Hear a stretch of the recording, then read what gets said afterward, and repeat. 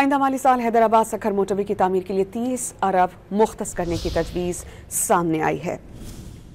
کراچی کوئٹہ چمن شاہراہ کی تعمیر کے لیے بھی 40 ارب روپے مختص کرنے کی تجویز زیر غور ہے۔ دستاویزات یہی اعداد و شمار واضح کرتے ہیں اور دستاویزات کے مطابق سیالکوٹ کھاریاں موٹروے کی تعمیر کے لیے 10 ارب روپے مختص کرنے کی تجویز زیر غور ہے۔ اسی طرح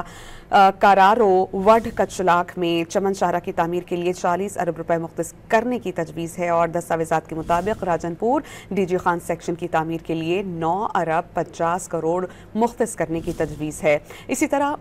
ڈی آئی خان سیکشن کے لیے 11 ارب 43 کروڑ روپے مختص کرنے کی تجویز زیر غور ہے۔ ہمارے ساتھ موجود ہیں ڈان نیوز کے رپورٹر طاہر شرانی، ان سے جانتے ہیں۔ طاہر، بتائیے گا کن تجاویز کو دستاویزات کا حصہ بنایا گیا ہے؟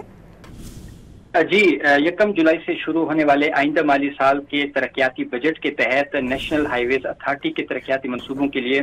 302 ارب 88 کروڑ روپے کا بجٹ مختص کرنے کی تجویز ہے، جس میں سے مختلف شاہراہیں موٹرویوں کے لیے بجٹ مختص کرنے کی تجاویز سامنے آئی ہیں۔ بجٹ دستاویزات کے مطابق آئندہ مالی سال حیدرآباد سکھر موٹروے کی تعمیر کے لیے 30 ارب روپے، سیالکوٹ کھاریاں موٹروے کے لیے 10 ارب روپے اور کراچی کوئٹہ چمن شاہراہ کی تعمیر کے لیے 40 ارب روپے کا بجٹ مختص کرنے کی تجویز ہے۔ اسی طرح آئندہ مالی سال کی بجٹ دستاویزات سے پتہ چلتا ہے کہ کرارو کچلاک چمن شاہراہ کی تعمیر کے لیے 40 ارب روپے، بجٹ میں انڈس ہائی وے شکارپور راجن پور سیکشن کے لیے 8 ارب 62 کروڑ روپے، راجن پور ڈی جی خان سیکشن کی تعمیر کے لیے 9 ارب 50 کروڑ روپے اور ڈی آئی خان سیکشن کے لیے 11 ارب 43 کروڑ روپے مختص کرنے کی تجویز ہے۔ شندور گلگت شاہراہ کی تعمیر کے لیے 4 ارب روپے اور حشاب ہاوران خزدار سیکشن کے لیے 7 ارب روپے کا بجٹ مختص کرنے کی تجویز ہے۔